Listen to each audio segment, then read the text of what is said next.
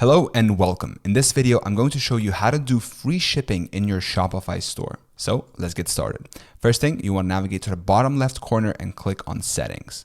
Once you've done that, you want to find shipping and delivery. Click on this and you're going to find yourself at this page. What you want to do is you want to click on general shipping rates and click on manage right here. Once you click on manage, you're going to find that all of the products that are in the shipping profile, then where you're shipping from, where you're shipping to, in this case, I'm only shipping domestically, and then you have your rate right here, which in this case is free. But let's say that this is not free, and I'm actually going to delete this right here. So there are no rates. Customer in the zone won't be able to complete checkout. So what you want to do is you want to click on add rate. Once you're here, you're going to write your rate name. So in this case, it's free shipping. This is what the customers are going to see when they're checking out. And for price, you just leave it at 0. And then you can also add conditions.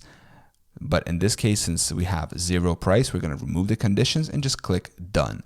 Now, also, if you want to offer free shipping to the rest of the world, you can go just simply here, edit rates, rename this to free shipping again, and change the price to 0.